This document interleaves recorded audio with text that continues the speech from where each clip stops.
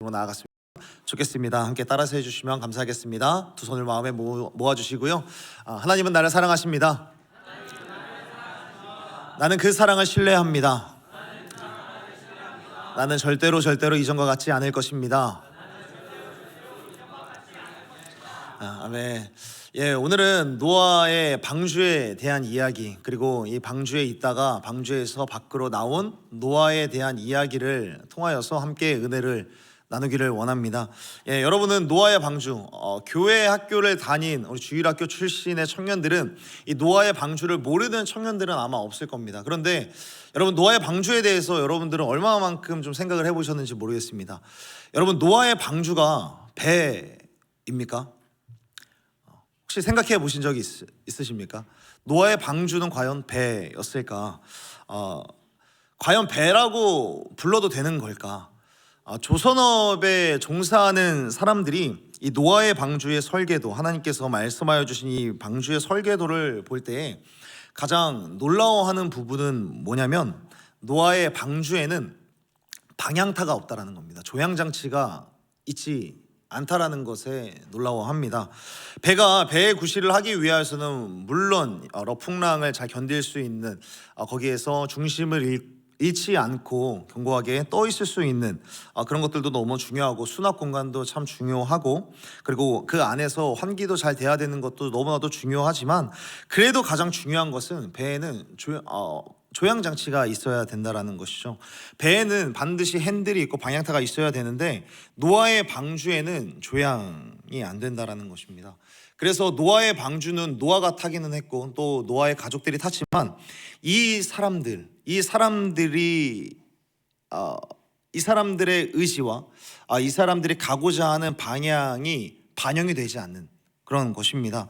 그래서 노아의 방주는 전문가들의 식견으로 바라볼 때 사실 배라고 불려지기보다는 그냥 박스에 가깝다라고 이야기를 합니다. 그냥 물 위에 떠 있는 거예요. 그래서 창세기 7장 18절에 보면은 이렇게 기록이 되어 있습니다. 방주가 물 위에 떠다녔다. 그냥 떠다닌 겁니다. 그 안에 있었던 노아가 운전을 한 게 아니라 그냥 이리저리로 흘러다녔다라는 것이죠.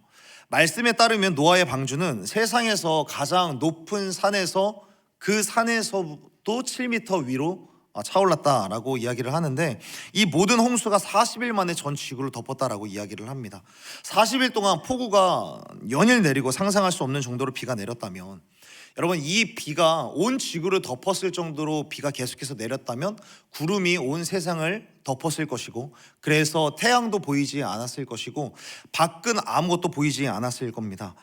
노아의 이 방주 안에서 타 있었을 때 그 마음은 이 배가 어떻게 될까도 중요하지만 자신의 인생은 과연 어떻게 될까라는 그런 걱정도 많이 앞섰을 것입니다. 내가 과연 이 홍수 속에서 살아갈 수가 있을까? 내가 지금 방주에 타 있기는 하지만 이 방주가 파손이 되어서 결국에 나는 이곳에서 죽으면 어떡할까?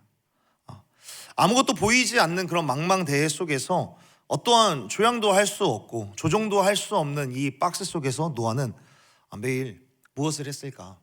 이 배, 이 박스에, 이 방주에 과연 내일이 있는 걸까? 노아와 그의 아내, 그리고 그의 아들들과 며느리들, 이 8명의 가족들은 자신들이 조종할 수 없는 방주 안에서 그죠? 매일매일 두려움에 떨 수밖에 없었을 것입니다. 그러나 노아와 함께 그 가족들과 이 8명과 함께 탄 그 방주 안에는 9번째 게스트가 있었습니다. 그 9번째 게스트는 누구냐면, 그것은 방주를 지으라라고 명령하셨던 하나님이셨습니다. 노아가 방주를 완성을 했을 때 성경은 뭐라고 이야기를 하냐면, 방주가 완성이 되었을 그때의 방주 앞에 동물들이 와 있었다라고 이야기를 합니다. 만약에 하나님께서 너는 방주를 만들고 방주에 들어갈 동물들을 너가 잡아야 한다라고 이야기를 했다면, 과연 그렇다면 노아가 어떤 걸 더 힘들어했을까 한번 생각을 해봤습니다.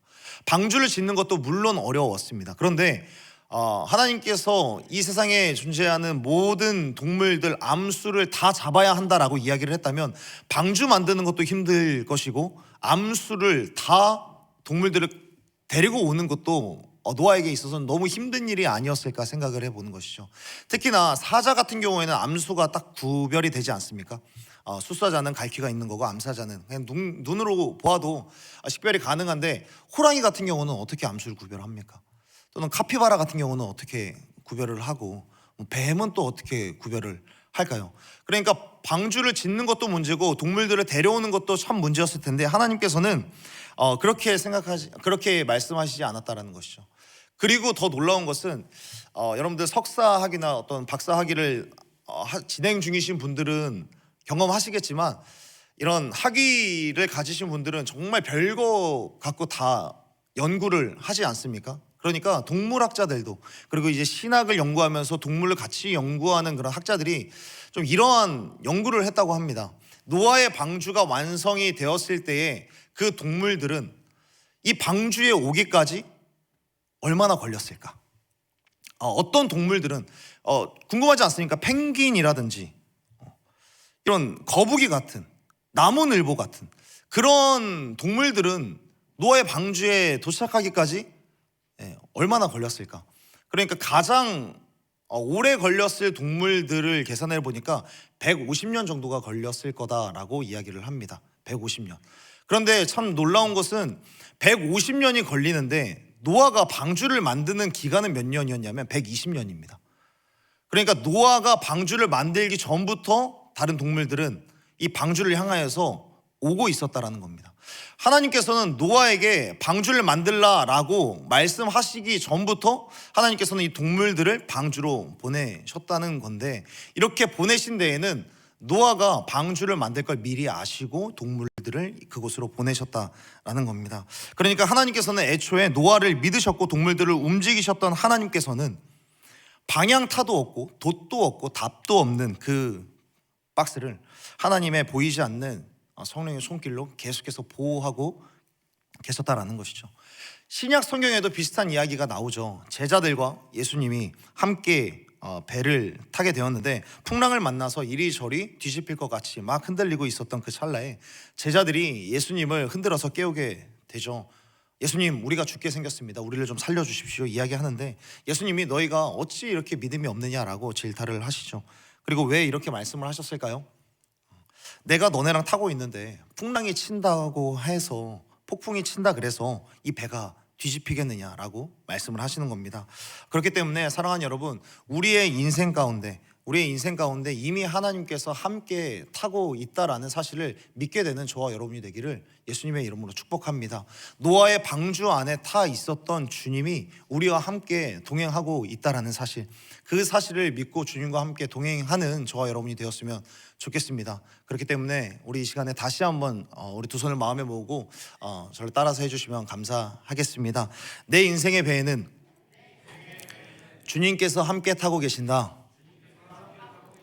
다시 한번요. 내 인생의 배에는 주님께서 선장이 되신다. 선장이 되신다. 할렐루야. 예, 우리가 세운 수년 전에 세운 계획들, 그런 계획들이 아무리 계획을 철저하게 잘 세운다고 한들 그 계획대로 되지 않는 그런 경험들은 우리들은 너무 많이 해오게 됩니다. 아무리 MBTI의 끝이 J라고 끝날지라도 우리가 5년 뒤, 10년 뒤의 계획들, 무슨 일이 일어날지 우리들은 전혀 알지 못하는 것이죠. 더 중요한 것은 하나님께서 우리를 인도하는 것이 훨씬 더 중요한 것이 아닌가 생각을 해보는 겁니다. 우리가 아무리 계획을 세워도 하나님께서 우리들을 인도하실 때 특히나 우리들은 실제로 우리의 인생, 내 인생이라고 할지라도 내 인생길을 스스로 만들거나 스스로 조종할 수가 없습니다. 하나님께서 이스라엘 백성들의 광야길을 다 인도하시고 가나안 땅으로 인도하실 때, 가나안 땅으로 다 인도하셨을 때 이스라엘 백성들에게 하나님께서는 이렇게 말씀하십니다. 광야 속에서 만나와 불기둥과 구름기둥으로 너희들을 인도한 이유는 너희들이 이 길을 한 번도 간 적이 없기 때문이다 라고 말씀을 하십니다. 간 적 없는 그 길, 한 번도 경험해보지 않은 그 길, 예상할 수 없는 내일을 마주해야 할 때, 그러나 우리가 안심할 수 있는 이유는 노아의 방주의 원리와 같은 겁니다. 이리저리 요동치는 세상의 물결에 사람들의 풍랑과 파도에 이리저리로 흘러가는 것처럼 느껴져도 그 방주와 같은 박스 배의 운행을 주님께서 책임져 주시기 때문에 우리들은 안심하고 이 인생을 살아갈 수 있다라는 것입니다. 그렇기 때문에 사랑하는 여러분, 여러분의 인생 속에서 주님께서 주시는 은혜와 축복이 여러분들의 인생 가운데 계속해서 흘러 넘쳐 나기를 예수님의 이름으로 축복합니다. 그렇게 홍수의 시간을 견뎌온 노아, 이 노아가 이제 하나님의 인도하심에 따라, 하나님의 말씀에 따라 다시금 새로운 도전을 만나게 되는 장면이 오늘 우리가 읽은 말씀입니다. 이제 홍수가 잦아들었습니다. 홍수가 잦아들었고 온 지면을 덮었었던 이 물들이 조금씩 빠지고 이제 노아가 방주의 밖으로 나오게 되는 날이 되었습니다. 이 노아가 방주에 들어갔다가 방주에서 나온 날이 어느 정도의 기간이냐면 창세기 7장 9절부터 12절의 말씀에 보면 노아가 방주에 들어간 날이 기록이 됩니다. 노아가 방주에 들어간 날은 노아가 600세가 되던 날, 600세가 되던 해 2월 10일이었습니다. 2월 10일이었고, 그리고 창세기 8장에 보면 노아가 방주에서 나온 날에 대해서 이야기를 하는데 601세 그리고 2월 27일이라고 이야기를 합니다. 그러니까 계산을 해보면 노아는 노아의 방주 안에서 1년 그리고 17일을 있었던 것이죠. 노아가 1년 17일 만에 아들들과 아내와 그리고 며느리들과 함께 나오게 되는데, 그 이유도 하나님께서 너는 이제 너의 아내와 아들들과 며느리들을 다 데리고 나가라라고 말씀하셨기 때문에 노아는 그제서야 방주에서 나오게 된 것이죠. 노아가 방주 안에 있을 때도 처음에는 참 많이 긴장이 됐었을 겁니다. 이곳에서 내가 살아갈 수 있을까? 그런데 이게 한 달, 두 달, 세 달, 이 배가 안전한 것 같이 느껴지고 또 우리와 함께 계시는 하나님으로 인하여서 이 배가 점점 내가 편안하다라고 느껴질 그 찰나, 그런데 그 시간이 결국에는 끝이 나고 이제는 밖으로 나와야 될 때가 됐습니다. 방주 안에 있었던 생활이 어떻게 보면은 적응이 되었을 텐데 이제 또 밖으로 나오게 되는 거예요. 그렇다면 노아가 밖으로 나오게 된다면 노아는 좀 편안한 마음으로 나왔을까? 여러분, 40일 동안 덮은 이 비 때문에 온 세상에 있는 모든 생명들은 다 목숨을 잃었습니다. 그러니까 노아가 방주에서 나온 이후에 그가 봤었던 세상은 어떤 모습이었을까? 그가 바라본 현실은 어땠을까? 40일 동안 모든 것이 수장되었고 모든 생명이 다 죽어서 1년이 넘어서 시체조차 찾을 수 없는 그 땅. 그 땅이 과연 어떤 땅이었을까? 아마 참혹한 폐허가 되지 않았을까 생각을 해보는 것이죠. 노아와 가족들이 다시 만난 그 땅. 어떠한 생명도 풀 한 포기도 보이지 않는 그 땅.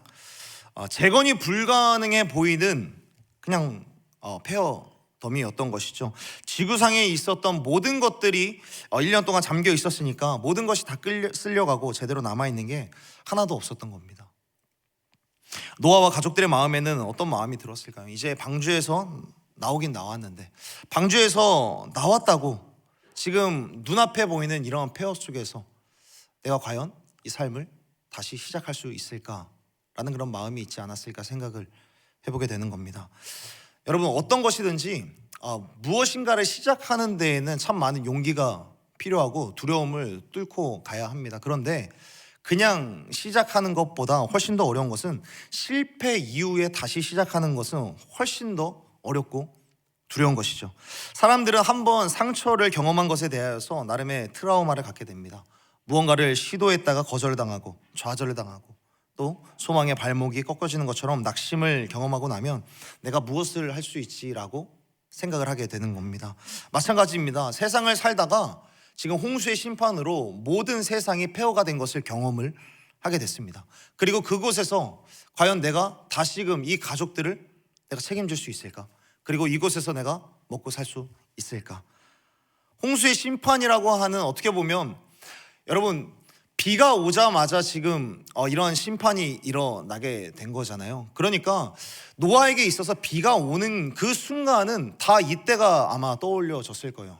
비가 오게 되면 또다시 홍수의 심판이 있는 건 아닐까. 그런 트라우마를 가지고 이 세상 가운데서 다시금 시작해야만 하는 그런 노아의 마음. 노아의 마음에서 어떻게 다시금 좀 시작할 수 있는 그런 마음이 있을 수 있었을까요? 그런데 오늘 이 폐허 속에서 노아는 한 가지의 행동을 하기를 시작을 하는 거예요. 폐허가 된 이 세상 속에서 노아가 가장 먼저 한 일은 과연 무엇이었을까? 오늘 본문 20절에 보면 이렇게 말씀을 하고 있습니다. 노아가 여호와께 제단을 쌓고 모든 정결한 짐승과 모든 정결한 새 중에서 제물을 취하여 번제로 제단에 드렸더니, 지금 참혹한 현실을 보고 있는 온 세상이 완전한 폐허더미의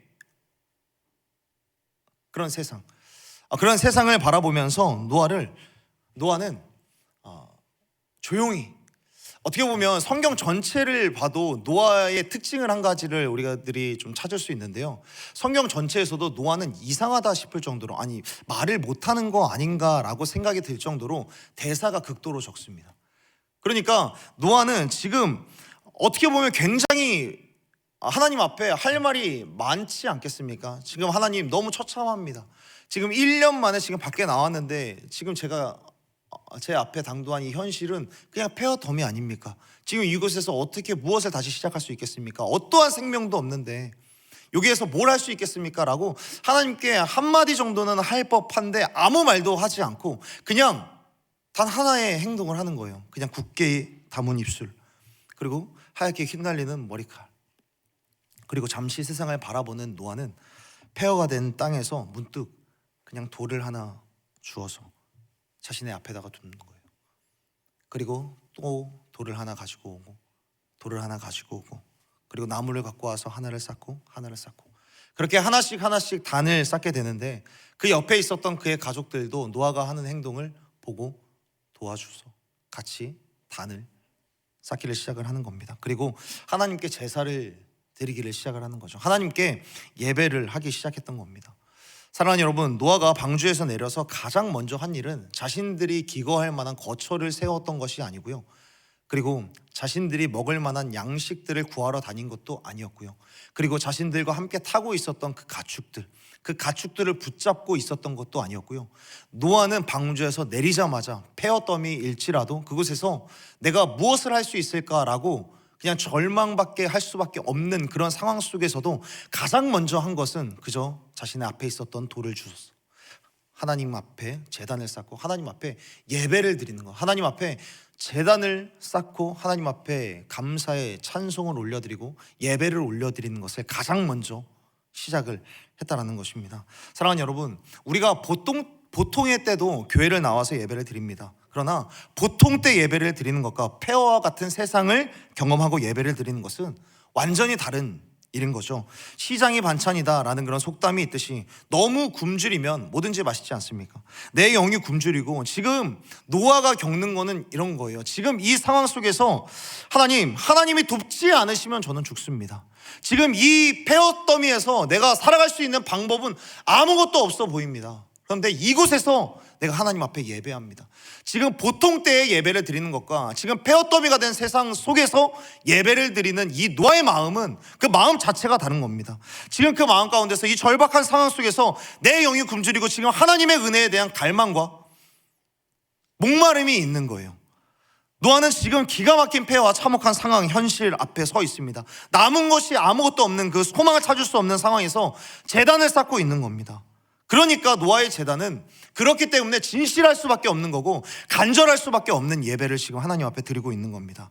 예배를 적당히 나와도 되고 나와도 되지 않는 그 정도의 수준으로 예배를 드리는 것이 아니라, 하나님, 난 지금 이 시간에 하나님 앞에 예배를 통하여서 은혜를 입지 않으면 나는 지금 이 순간에 안 됩니다. 그 마음으로 하나님 앞에 예배를 드리고 있다는 겁니다. 은혜에 대한 명확한 확신, 하나님의 임재를 향한 선명한 집중력을 가지고 보통 때와는 다른, 순도가 다른, 집중력이 다른 예배를 하나님 앞에 드리는 겁니다. 그래서 폐허 위에서 드리는 예배는 보통의 예배와는 너무나도 다른 것이죠. 폐허를 만난 사람의 예배는 다른 사람들, 그 사람들과의 예배와는 다른 그런 진실함과 간절함이 묻어 있어야 하는 것이죠. 사랑하는 청년 여러분, 청년의 시절은 본격적으로 어찌 보면 인생의 패배와 상처와 패배를 만나는 시간이 아닐까 생각을 해봅니다. 내 능력으로, 내 힘으로, 내가 가진 경험으로 내 인생을 개척할 수 없다라는 것을 느끼는 때가 청년의 시절이라는 것이죠. 강남역에 가면 눈으로 보기에 굉장히 높고 많은 빌딩들이 있고요, 뭐 한남동이라든지 역삼동에 가면 우리들이 보기에 굉장히 아름다운 건물들과 빛나는 문화들이 있습니다. 그런데 문제는 무엇입니까? 그 수많은 건물들 안에 내 자리가 없다라는 거예요. 그런데 내 자리가 생기면 그걸로 만족할 수 있겠습니까? 내 자리를 설령 가진다고 할지라도 그 인생의 앞날을 내가 과연 장담할 수 있을까라는 막막함에 있게 되는 것이죠. 그런 20대 청년들에게 정말 필요한 것이 있다면 그것은 두 가지인데, 첫 번째는 자신의 인생이 먼저 폐허라는 것을 직면할 수 있어야 되는 겁니다. 내 힘으로는 내 인생을 재건할 수 없고, 내 힘으로는 내 인생을 조종할 수 없으며, 내 힘으로는 내 인생을 장담할 수 없다라는 것을 느끼는 나 역시 폐허와도 같은 인생이라는 사실을 인정해야만 하는 시기가 청년의 시절인 것입니다. 그리고 나서 두 번째는 무엇입니까? 폐허가 된 내 인생을 직면하면서 이러한 폐허 위에서도 노아와 같이 예배를 드릴 줄 아는 청년이 되어야 되는 것. 청년의 시절에는 이걸 배워야 한다는 것이죠. 저는 여러분들이 때로는 폐허와 같은 그런 경험들이 여러분들 가운데 주어진다라고 할지라도 그 속에서 오히려 더 진실한 예배가 세워질 수 있다는 것을 믿고 하나님 앞에 예배하는 저와 여러분이 되었으면 좋겠습니다. 여러분들이 드리는 모든 예배가 사실은 이런 보통의 예배 나와도 되고 안 나와도 되는 그런 예배가 아니라, 그런 보통의 예배를 뛰어넘어서 영적인 예배가 되고 상식적인 예배를 뛰어넘어서 폐허 위에 세워진 진실하고 간절하고 처절한 몸부림이 있는 그런 예배가 되어서 하나님께서 여러분들의 인생을 위로하시고 여러분들의 인생 가운데 새로운 길들을 하나님께서 조종해 주시는 그러한 경험들을 여러분들의 인생 가운데 마음껏 경험하게 되기를 예수님의 이름으로 축복합니다. 하나님께서는 이러한 진실한 예배를 드리는 자에게 나타나 주신다라는 겁니다. 그 이후에 이렇게 말씀합니다. 노아가 하나님을 붙들고 이 폐허 속에서 감사의 제사를 드렸을 겁니다. 감사의 예배를 드리고 나서 자연스럽게 이렇게 기도했을 거예요. 하나님, 내가 예배는 드렸는데 이제 어떻게 해야 됩니까? 하나님, 내가 이곳에서 무엇을 먹고 무엇을 짓고 어떤 일들을 하면서 내가 살아야 합니까? 생존한 건 우리 가족밖에 없는데 어떻게 살아가야 합니까? 간절히 부르짖었을 겁니다. 그렇게 노아가 하나님께 집중하기를 시작을 했을 때, 그 마음과 그 눈을 하나님께 향하기를 시작을 했을 때 21절에서 이렇게 말씀을 합니다. 하나님께서는 내가 전에 행한 것 같이 모든 생물을 다시 멸하지 않을 것이다 라고 약속을 합니다. 사람의 마음이 계획하는 바가 아무리 어려서부터 악할지라도, 이 악함이 되풀이 된다라고 할지라도 내가 다시는 이렇게 멸망시키지 않겠다라고 하나님께서 약속을 하세요. 이 말은 뭐냐면, 여러분, 폐허 속에서 드리는 이 예배 후에, 진정한 예배 이후에 어떤 일들이 일어났냐면 하나님께서 마음을 움직이신다라는 거예요. 악한 것들이 있어서 하나님께서는 세상을 심판하셨습니다. 그런데 진실한 예배 위에 하나님께서 마음을 돌이키시고 악한 것들이 있다 할지라도 내가 세상을 이처럼 심판하지 않을 것이다 라고 말씀을 하는 겁니다. 사랑하는 여러분, 여러분이 하나님께 진정으로 나아가면, 간절한 마음으로 뜨겁게 집중된 마음으로 하나님께 예배를 드리고 하나님 앞에 나아가면 하나님께서도 나를 향하시는구나. 하나님의 집중력이 나를 지금 향하고 있고 하나님이 지금 나를 주목하시는구나. 심지어 하나님의 진노마저도 지금 멈추고 있구나. 이것을 경험하게 되고 고백할 수 있는 저와 여러분이 되었으면 좋겠습니다. 진정한 예배가 하나님 앞에 드려지면 하나님께서는 그런 마음을 우리 가운데 부어주신다라는 겁니다.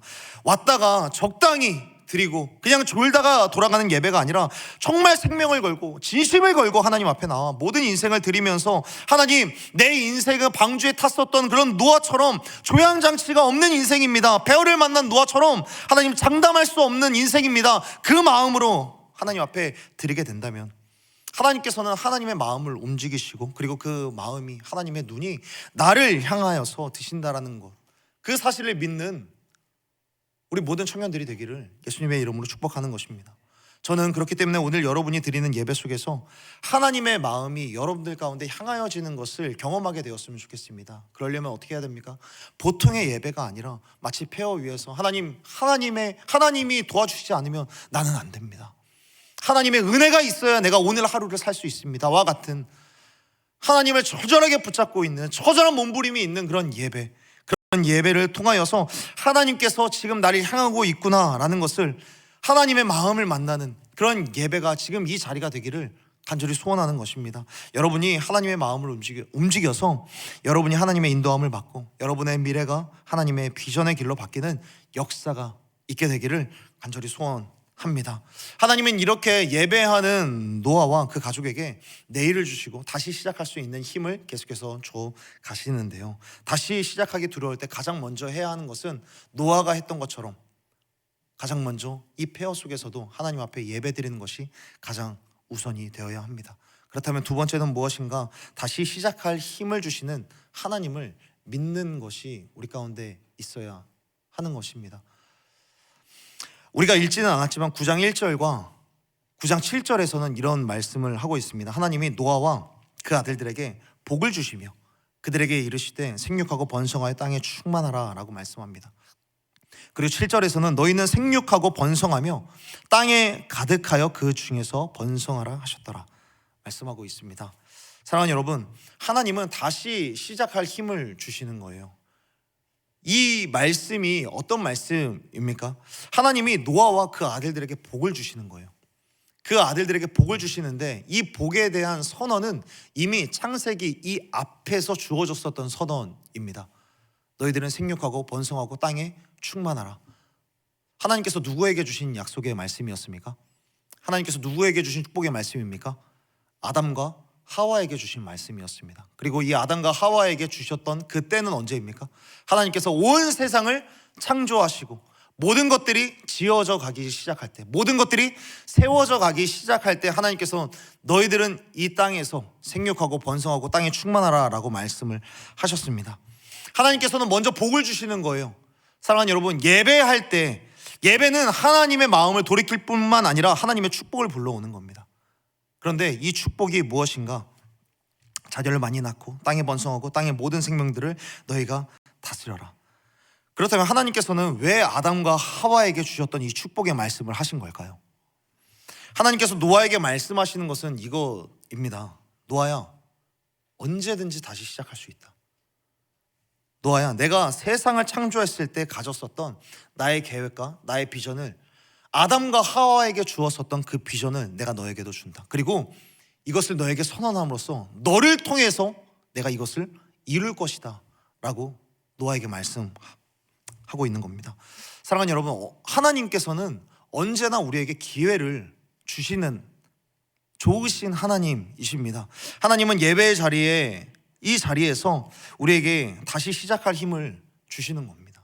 다시 시작할 수 있다. 제대로 예배할 수 있다. 폐허와 같은 마음속에서 간절히 부르짖을 수 있다면 하나님께서는 우리 마음 가운데 다시 시작하고 다시 일어날 힘을 우리 가운데 주신다라는 겁니다. 아무리 보이는 것들이 폐허라고 할지라도, 아무리 상황과 환경과 조건이 좋지 않다 할지라도 하나님께서는 우리에게, 나는 너에게 다시 한번 비전을 심어주길 원한다 라고 말씀하시는 하나님이십니다.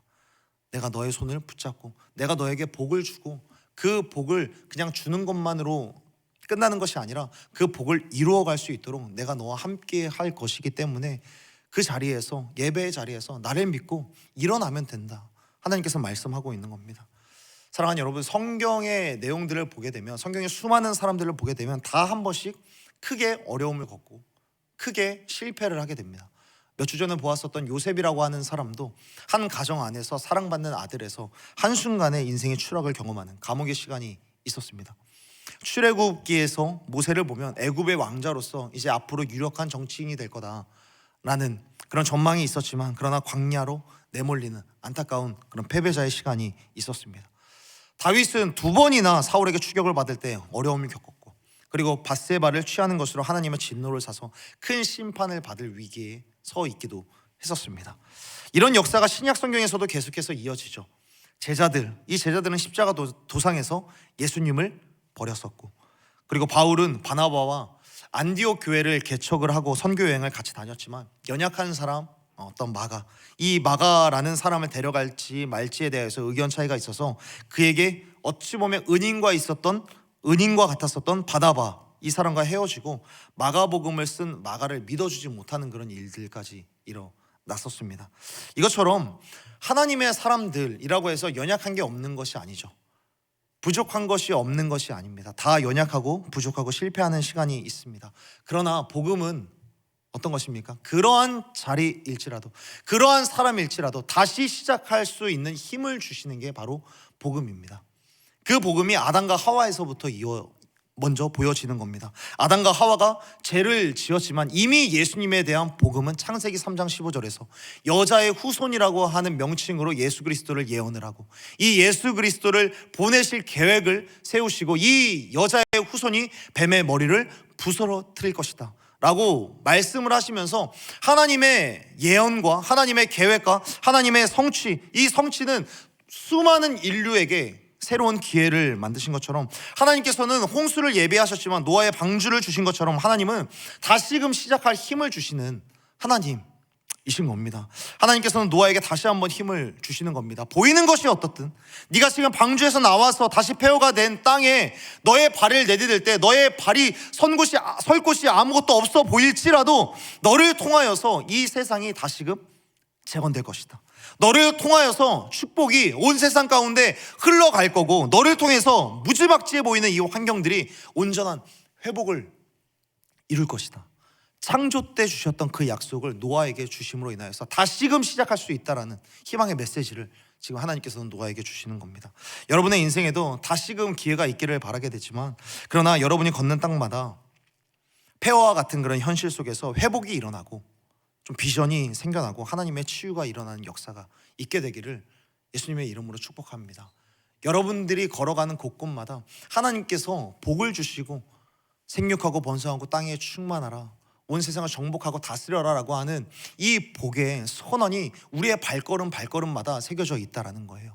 노아에게만 준 것이 아니라 다시금 시작하기를 원하는 사람들의 발걸음 가운데 복음으로 임하신 주님은 그 기회를 우리 가운데 주시고, 기회만 주신 것뿐만이 아니라 다시금 시작할 수 있는 힘까지 우리 가운데 주셔서 우리를 통하여서 재건을 꿈꾸고 계신다는 거예요. 내가 너를 통하여서 이 세상을 재건하기를 원한다. 내가 너를 통하여서 이 세상을 회복하기를 원한다. 노아에게 주신 이 말씀이 지금 우리 가운데도 주시는 그 말씀이라는 사실을 꼭 믿고 나아가는 저와 여러분이 되었으면 좋겠습니다. 말씀을 정리하겠습니다. 노아의 방주가 박스였던 것처럼 우리의 인생에도 내가 인생을 조종할 수 없는 그런 조향타가 없고 조정관이 없는 경우, 그리고 돛도 없고 답도 없는 그런 세상의 시류에 이리로 저리로 그냥 흔들려가는, 그냥 떠내려가는 그런 인생. 어찌 보면 마치 모세가 어렸을 때 갈대상자 안에 누워졌을 때, 갈대상자가 그 강물에 흘러서 굽이굽이 갈 때마다 얼마나 위험천만한 그런 상황처럼 보입니까? 이 안에서 이 아기가 계속해서 생명을 유지할 수 있을까? 부지할 수 있을까? 그러나 그 갈대상자에는 누가 타고 계셨습니까? 하나님이 함께 타고 계셨고요. 노아의 박스 안에도 조향타가 없지만 돛도 없지만 답도 없었던 그 박스 안에 하나님께서 함께 계셨습니다. 사랑하는 여러분, 하나님이 내 배에 타고 계신다면, 하나님이 내 인생에 함께 계신다면 우리가 겉으로 보기에는 휩쓸려 가는 것처럼 보일 수는 있습니다. 지금 나의 어떠한 주장도 나의 어떤 의도도 반영되지 않는 것만 같은 그런 인생, 그런 것처럼 보일 수도 있습니다. 그러나 사랑하는 여러분, 실제로는 하나님의 조종 아래, 실제로는 하나님의 인도하심 아래에 있다라고 믿게 되는 저와 여러분이 되었으면 좋겠습니다. 우리는 언제나 하나님이 내 인생의 선장이 되어주시고 항해자가 되어주시고 결국에는 비전의 항구로 항해하시며 운행하시는 하나님이신 줄로 믿습니다. 그럼에도 불구하고 사실 하나님께서 인도하실지라도 어려운 게 없는 게 아닌 거죠. 신앙이 있을 때도 지칠 때가 오게 되는 겁니다. 신앙이 있는데도 폐허와 같은 참혹한 현장을 마주하게 되는 경우들도 있는 것이죠. 우리는 폐허와 같은 참혹한 현실을 마주할 때가 있죠. 그렇다면 그 폐허 속에서 우리들은 무엇을 하여야 하는가? 사실 한 번, 두 번 겪으면 여차저차해서 내가 일어난다 할지라도 이게 3번, 4번, 5번 계속해서 반복이 되면 내가 다시 시작할 수 있을까라는 그런 마음이 들기도 합니다. 그럼에도 불구하고 그런 상황 속에서도 나를 일으키시고 나를 회복시키시고 나를 재건시키기를 원하시는 하나님을 바라보며 나아갈 때 우리는 다시 일어날 수 있으리라 믿습니다. 그렇기 때문에 사랑하는 여러분, 우리들은 이 청년의 시기에 폐허와 같은 인생을 우리가 직면한다 할지라도 우리들은 무엇을 하여야 합니까? 폐허 속에서 가장 먼저 해야 될 것은 돌을 들어서 하나님 앞에 진실한 예배, 제단을 쌓는 것입니다. 청년의 때에 폐허와 같은 자리에서도 나의 인생과 세상을 회복시키는 거룩한 예배의 제단을 쌓아가는 저와 여러분이 되기를 예수님의 이름으로 축복합니다. 나의 인생이 주님의 손에 달려 있습니다. 나의 인생의 항로도 주님의 손에 달려 있습니다. 나의 예배를 받으시고 나의 삶을 이끌어 주옵소서. 이러한 마음으로 하나님 앞에 날마다 예배하기를 주저하지 않으시고 하나님 앞에 나의 인생을 온전히 맡겨드리는 그런 저와 여러분이 되기를 예수님의 이름으로 축복합니다. 우리 이 시간에 함께 찬양하며 기도